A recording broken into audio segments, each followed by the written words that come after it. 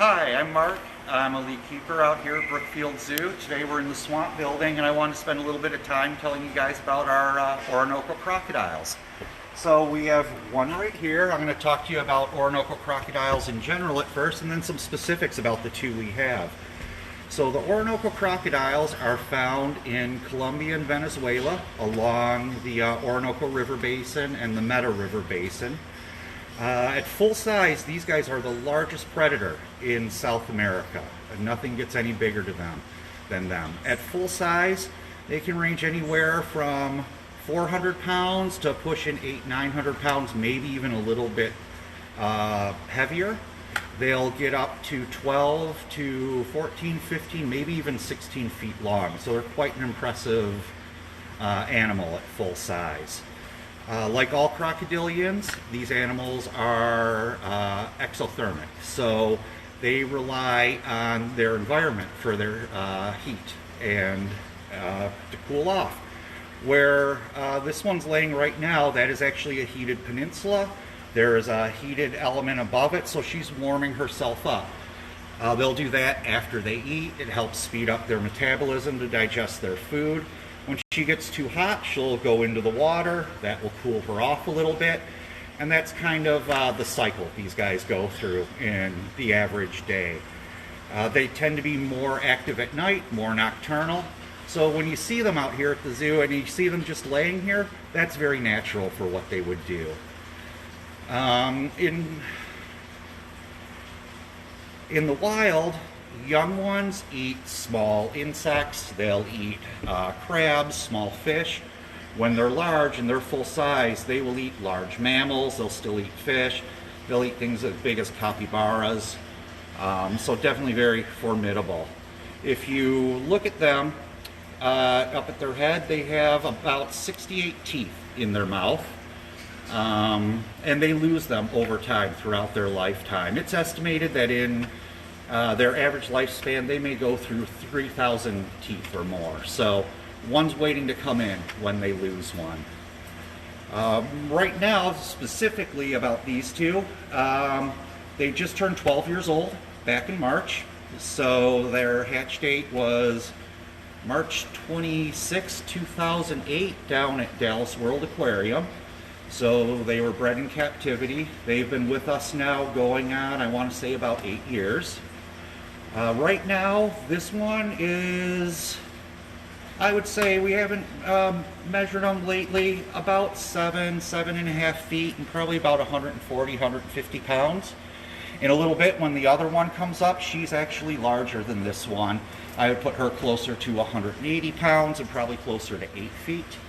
These two are sisters, so they've been housed together their whole lives. They do interact with each other a little bit. One thing about Orinoco's, they will live in large groups out in the wild, and they do form dominance hierarchies, and we see that every day. The other one who will come into view for us eventually is kind of what we would call the queen of the two. So she kind of rules the exhibit. She kind of picks her spots where she wants to sit first. But we provide everything both animals need. They have plenty of room with each other for that. These guys are critically endangered out in the wild. It's estimated the wild population to be between 250 and 1,500, so not very many of them left out there. But there is great in situ conservation work going on with them, which means there's groups working on breeding them where they're found, and then working to repopulate them out in the wild.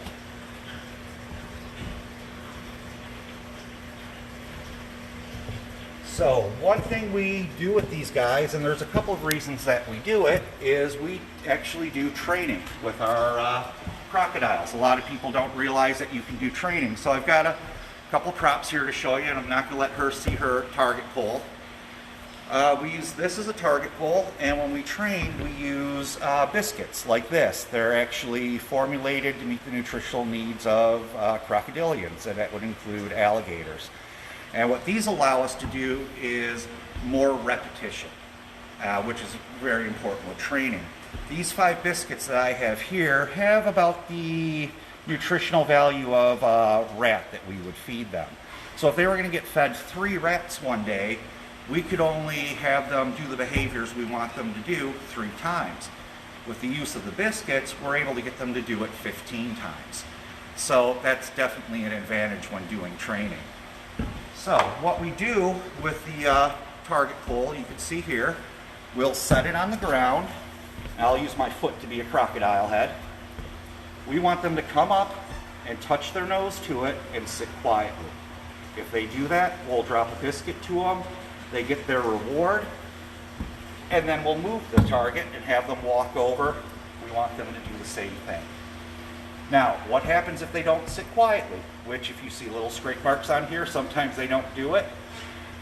We'll pull the target away, we'll step back, we'll come forward, and we'll ask them to do the behavior again for us. They actually learn really quick. Crocodiles are very food motivated. Part of the reasons for doing this is you can eventually get them to follow this target up onto a scale, and then we're able to weigh them and get regular weights on them. We've done it with our dwarf crocodiles that we have housed at Habitat Africa Forest out here. Our next step will be to get these guys to do it, because that helps us gauge their welfare a little bit, make sure they're growing properly. And the other reason we do this is we go in with these animals. A lot of people think that's a little crazy to go in with a crocodile, and it is a little bit, but they're smart enough to know that if we come in and we got our target poles and we got a bowl of biscuits, they know that's feeding time. If we come in and we have a brush and a hose because we're going to clean their pools, we're telling them something different. So they don't think we're not getting that feeding response when we go in and do things that way. So kind of a couple different reasons that we do the training. Eventually we're going to train these guys to walk into a crate and where we can close the door on them. That way we have to transport them anywhere. If our vets want to do a physical on them, we can take them over to our animal hospital and we have them contained for that. So it makes things easier for us in the long run. Right now, I'm going to go over and I'm actually going to feed these guys for you. After that, I'll come back and we can take some questions. That sounds good.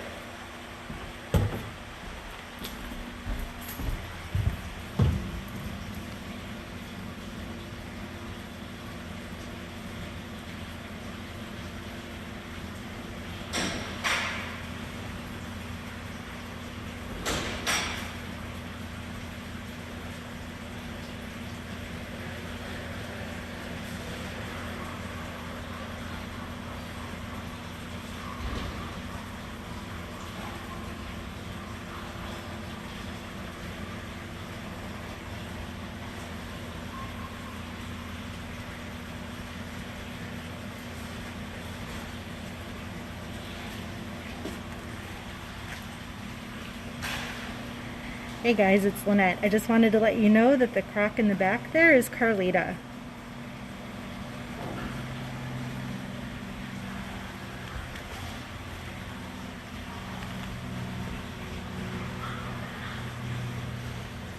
Alright, get your questions ready because Mark's coming back.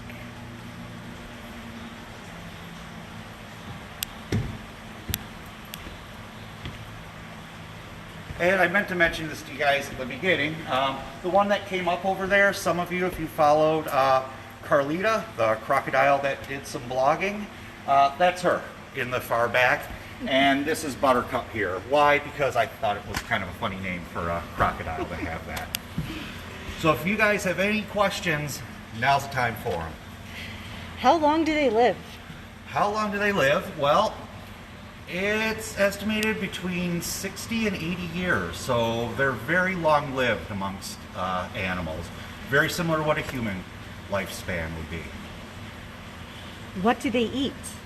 So what I just fed them were rats. We also feed them a type of fish called a herring.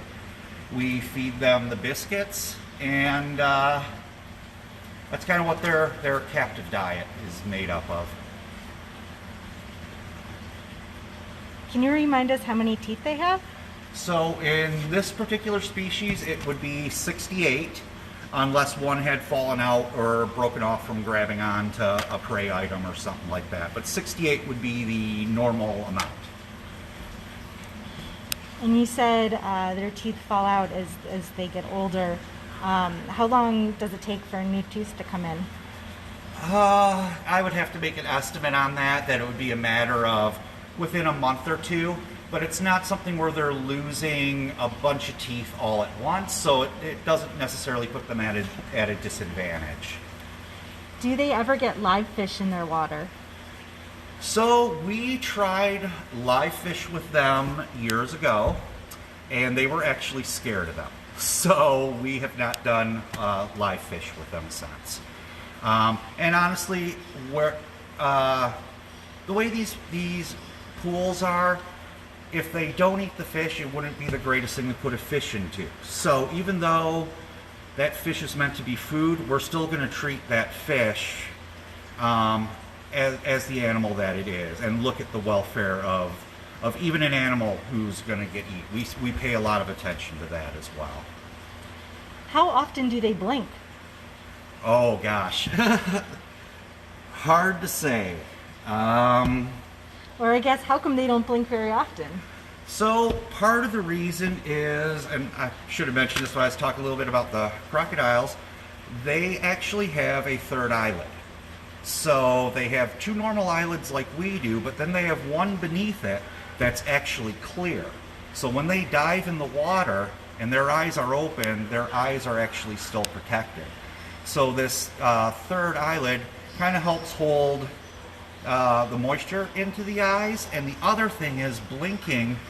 You see how this one sits very still, doesn't do much, could possibly be a log waiting for something to come by to eat it.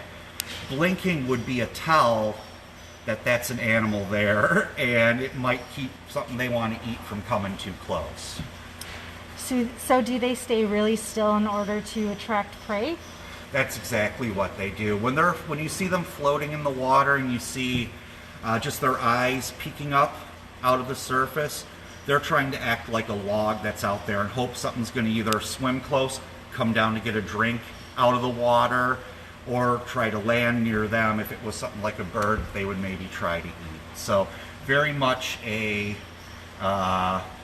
ambush kind of predator. Yeah, here comes Carlita. And we see Carlita coming on over. So how fast can they move? So they can be extremely fast over short distances.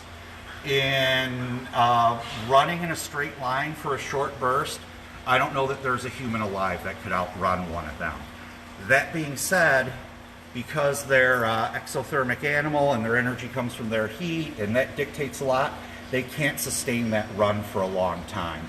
But they can get up and move in a straight line very quick. What are baby crocodiles called? Baby crocodiles. How long is their snout? So looking at it, I would say if we're looking from kind of just behind the eye to where the jaw kind of intersects at that V, I would say right now about 18 inches long. How long have these two crocodiles lived here? So we've had them here going on about 8 years now.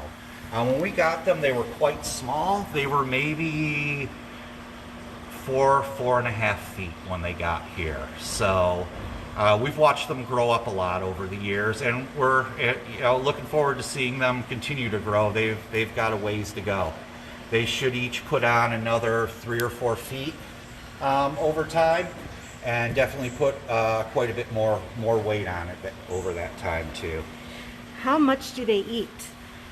So each week we feed these guys 3 times a week. So today they each got 3 rats. Now if we had done a training session, we probably would have done 15 biscuits each.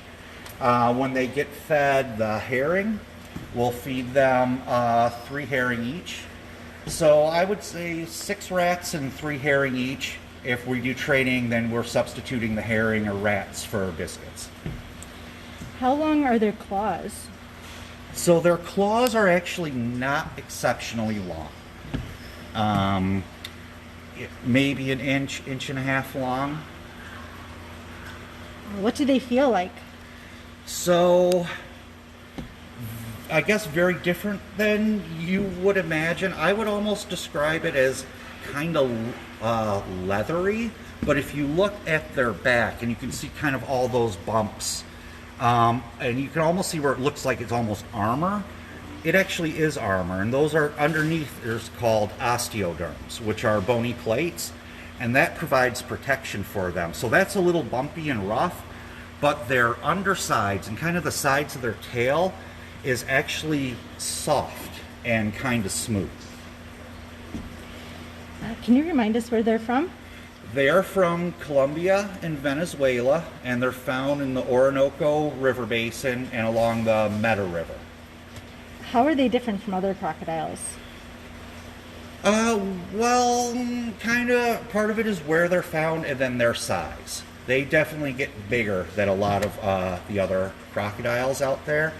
And even where they're found, there's caiman, which generally outside of the black caiman stays considerably smaller than a crocodile does. How long can it hold its breath underwater? So that's always a tricky question to answer. I'll go back to them being exothermic. So if they're really warm, their metabolism, their respiration is really high. They can dive under, stay under, maybe 5-10 minutes, come back up. If they're a little bit cooler and they have less of a need for oxygen, they may be able to stay under there 15-20 minutes, possibly even longer.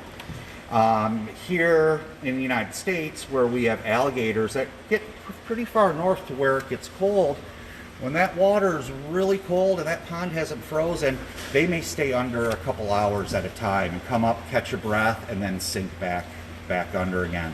When you look at places like, say North Carolina, where they're found, or parts of northeastern Texas, where it can get kind of chilly for several days at a time, they'll kind of disappear and you really won't see them a whole lot.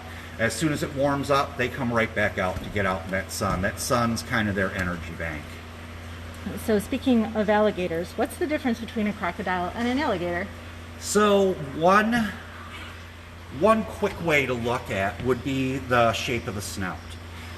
With these guys, you can see it's very narrow and angular, where an alligator, it'll be a very broad, more round, as opposed to coming to almost a V point, it comes more like a U, so like a rounded point. And that's the most obvious one.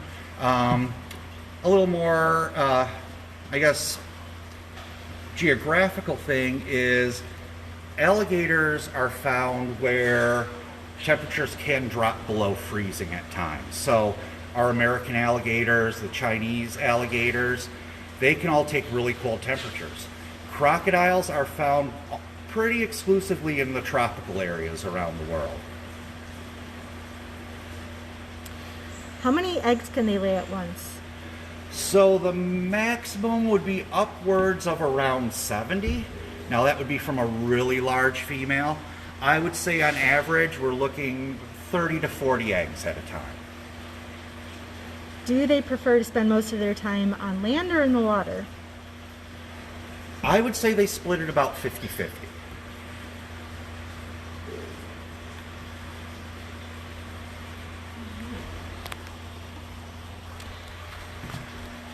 All right, well, I want to thank you all for joining me today and helping support Brookfield Zoo and staying involved with the animals we have here. We're all looking forward to see you all back out here eventually this year, and I know some of the animals are as well. So when you come back out, be sure to stop by, come see Carlita and Buttercup, and also be sure to go out and see our dwarf crocs that we have out at Habitat Africa, the forest. Thanks.